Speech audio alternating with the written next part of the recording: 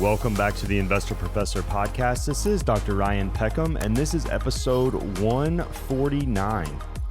So on today's episode, we're going to talk about the third quarter stock market performance and the performance year to date. We'll also look at how the fourth quarter typically goes.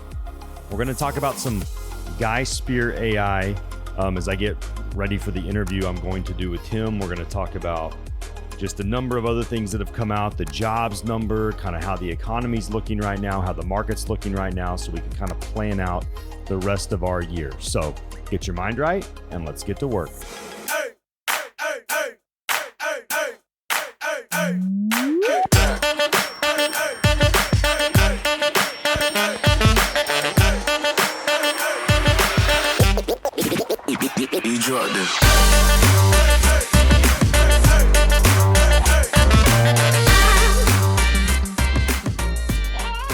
Well, welcome back, everybody. Episode 149. Can you believe it? We're almost to 150 episodes. Will I have balloons and everything behind me when we do 150? Probably not. Probably not. We just keep cranking here. So 150 episodes, getting close to it, and we'll see. We'll see what we got. We got some stuff in store. One of the things. I'm trying to figure out what order I want to go into. But the thing I'm going to talk about first is I have this interview with Guy Spier coming up in November. I'm about a month away from it. So Guy Spier, I'm going to give you a lot more information on this, but Guy Spier wrote a book called The Education of a Value Investor. He's been a very important part of the kind of Warren Buffett legacy and setting up meetings. Guy is a very giving individual.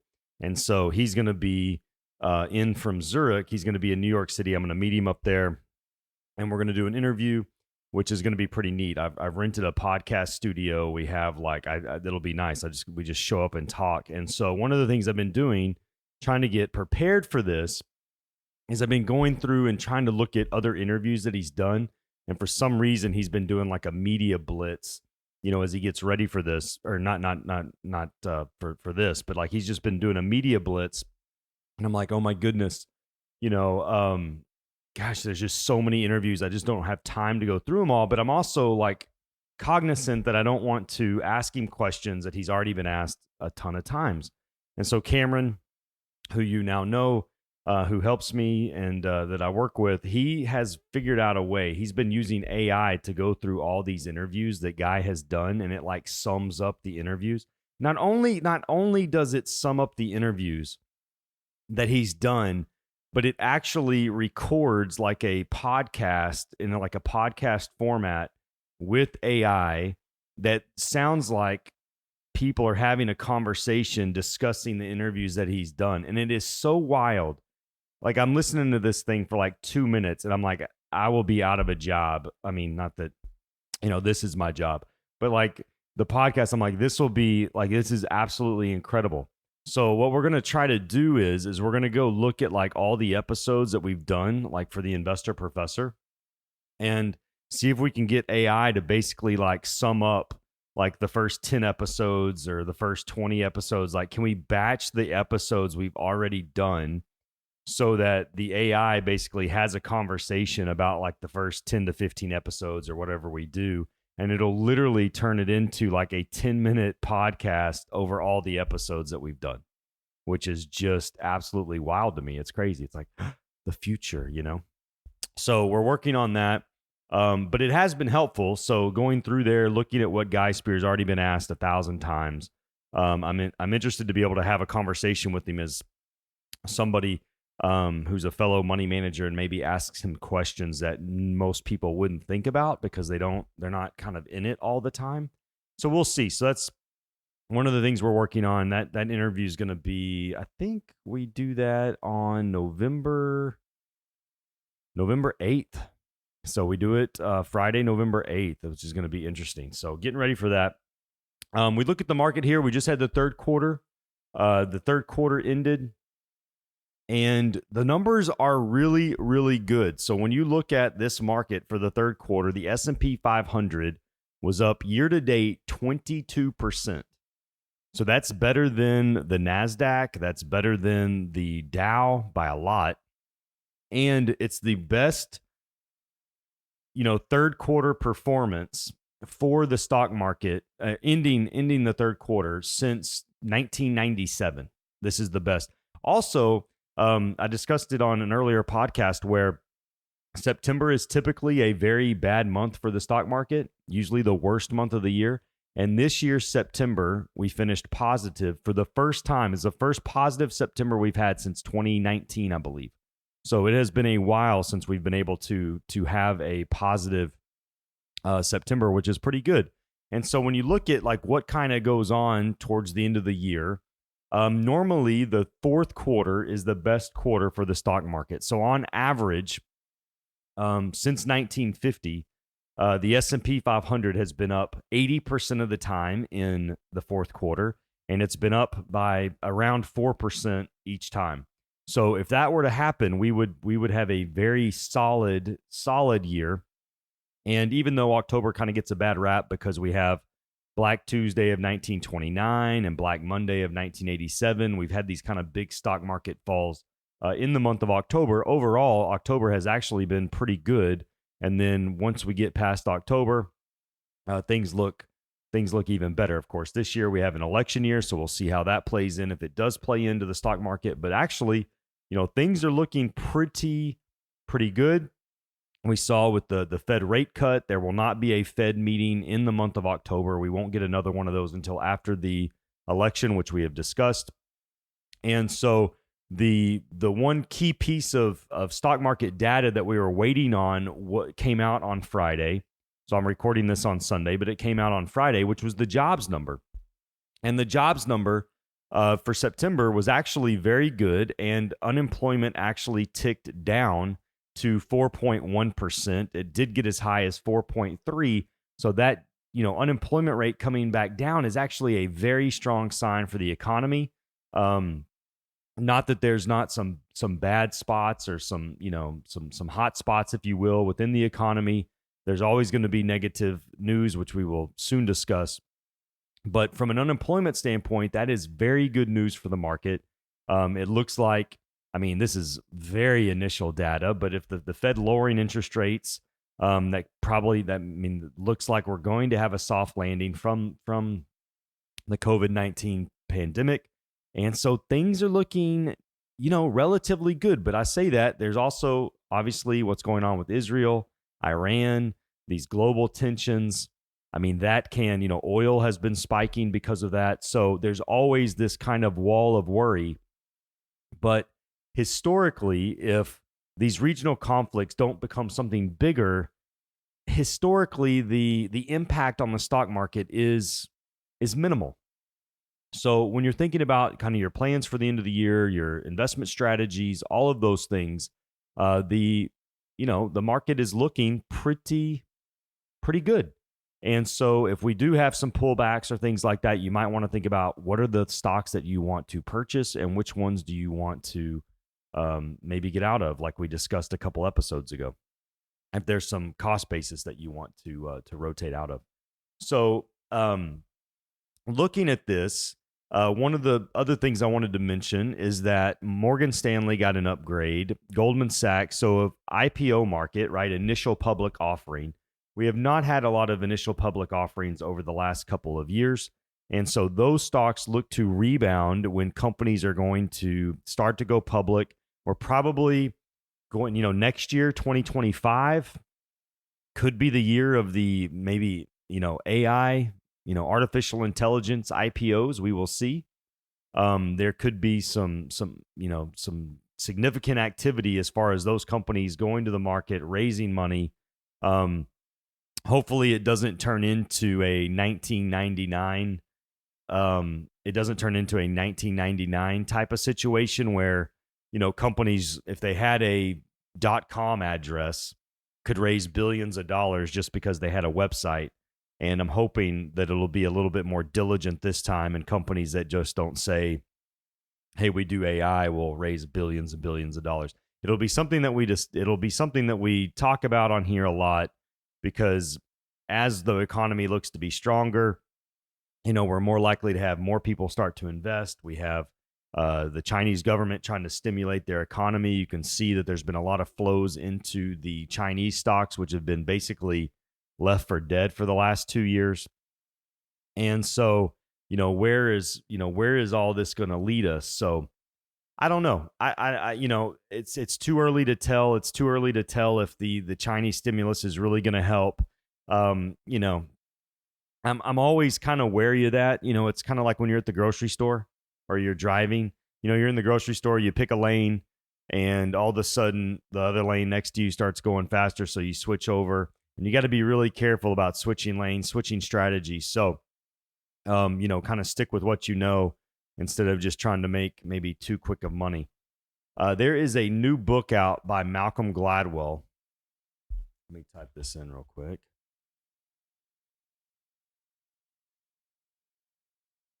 Sorry, I should have had this pulled up. So Malcolm Gladwell years ago wrote a book called The Tipping Point. Actually came out in the year 2000.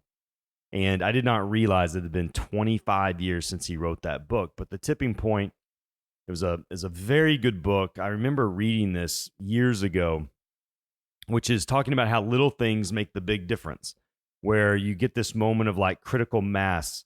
So think about somebody who's like practiced an instrument or wants to become an expert, like how much work has to be done before they actually, tip the scale. Well, he comes back to this book and he goes and revisits it, where the new book is called The Revenge of the Tipping Point. And he's looking at different things like super spreaders and different things that are currently going on, kind of revisiting the same type of deal. And it's just a very interesting. I mean, I got it this weekend. I'm already almost done. I think I'm about 80% done with it.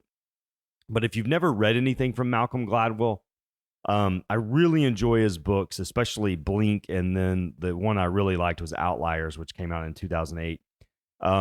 But he gives you things from a different perspective.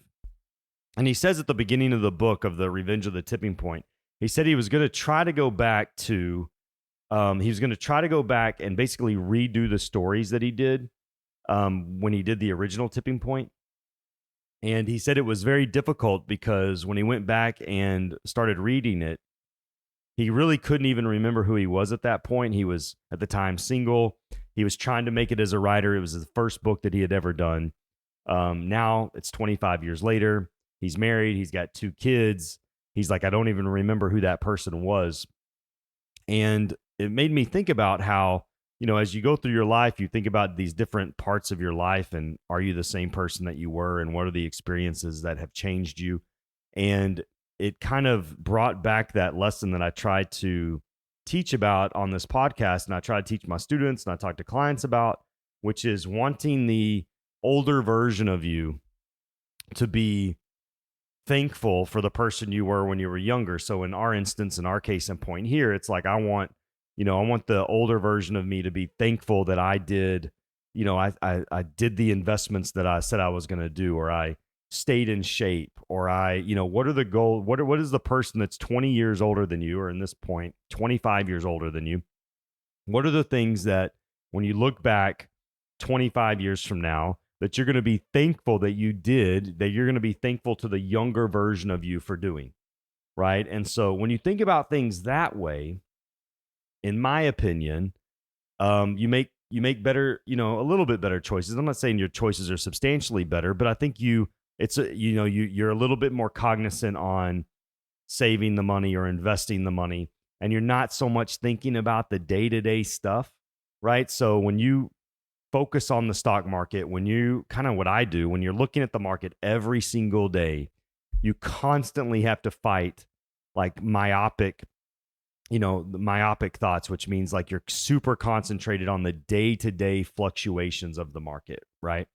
So you're constantly just thinking about that. Well, when you think about like 20 years or 25 years, if I think like that book came back in 2000, if you could go back and invest in the companies that were going to do well over the past 25 years, you wouldn't have got all of them. Like the one example that I use that like as a stock that I definitely missed, I still have not invested in it.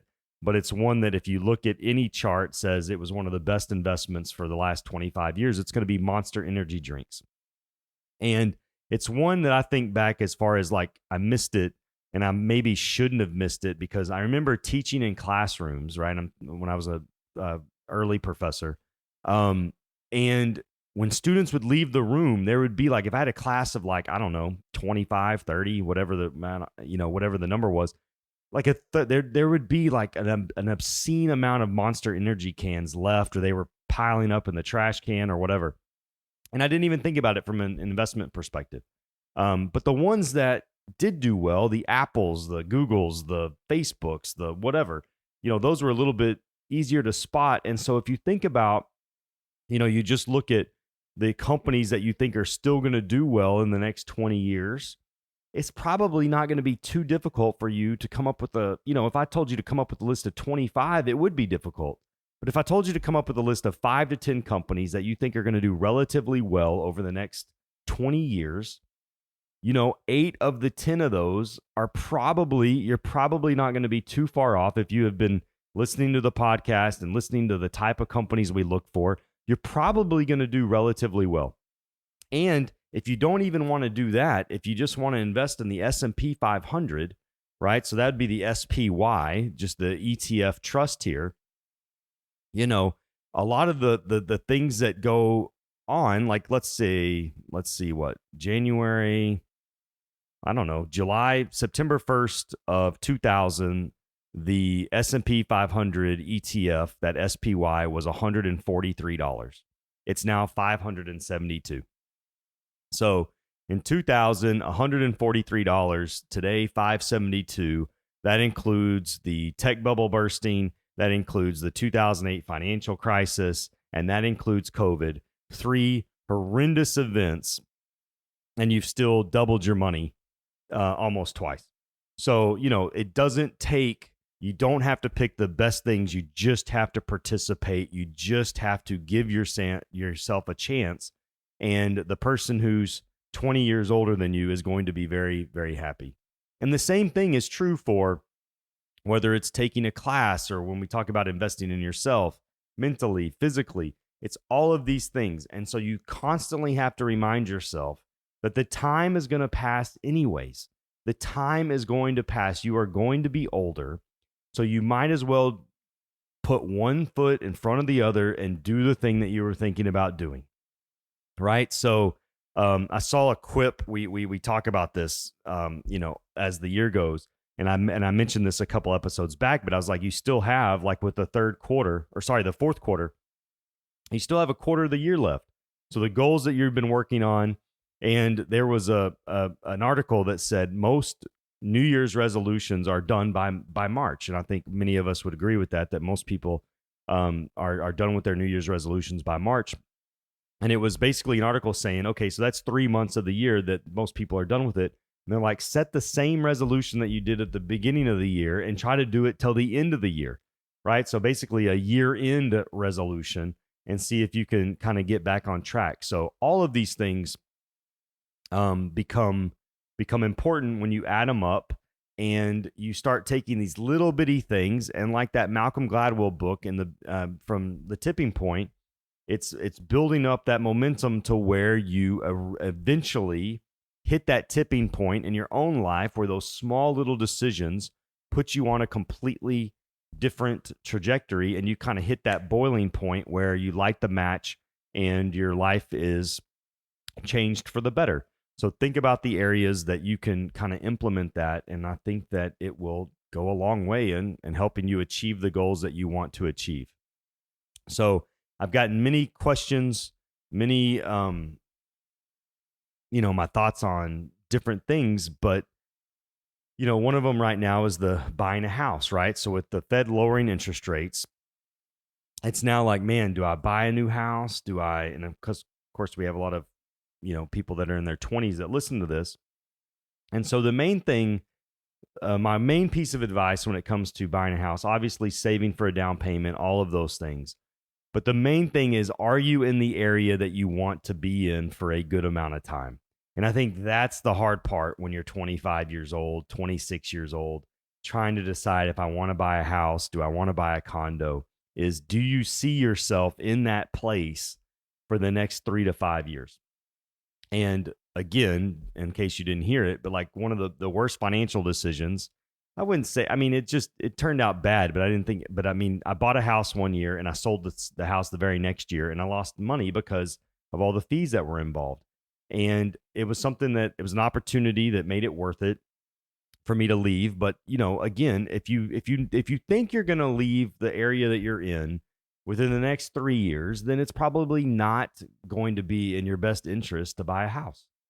Just the money that's involved, the fees of getting into the home, all of those things. So, but that doesn't mean that you can't save for that day when you want that to happen. So if you take, so much per month, depending on how serious you are, if you want to put that into investments versus if you want to put that into a home down payment, you have to kind of find the right balance, whether it's 60-40, how you want to split that and your time horizon on when you want to achieve that goal. So, that's going to be something that's going to be very personal to you and your situation. And so you should talk to somebody about that to try to get the right balance for you and kind of your future. But those are good thoughts to be having. Those are good thoughts to be thinking about, like, planning your financial future.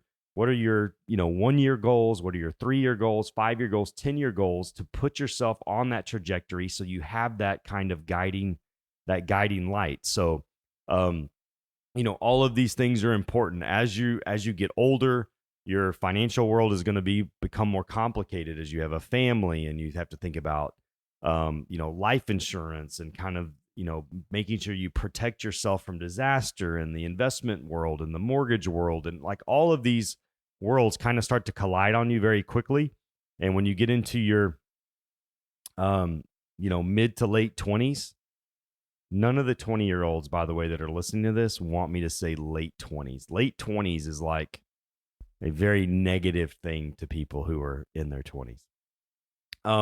But as you get into that space, like having the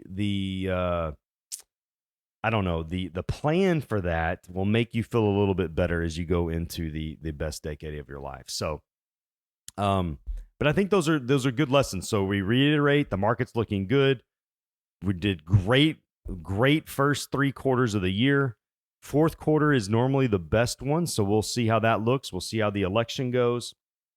We'll see if we can't use AI to improve the podcast.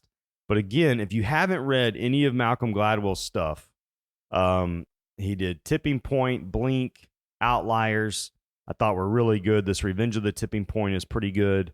But again, to get a different perspective and to think about the little decisions that you make, what kind of impact they can have for you later on as you try to hit that momentum in your personal life where you really start to see the fruits of your labor pay off. So think about that, especially if you're currently grinding it out, you're working on something that's taken a while. Think about how you're going to feel when you complete that goal, what that's going to look like. Spend some time thinking about that, because when you're working on something alone, sometimes it's real easy to feel like you're just a person in a boat in the middle of an ocean, just kind of floating around. And so you really have to mentally, you have to prepare yourself for that. So one other thing I wanted to discuss is that my schedule over the next 6 weeks is going to be pretty crazy. I am traveling a lot on the weekends. So I will do the best job I can to update the podcast as we get into the election, start talking about that. But I want to just kind of mention that I have a lot of busy weekends ahead of me. So we will do the best we can, as always, and hope this has been helpful for you. Don't mistake activity for achievement, and I'll see you next time. Thanks, everybody.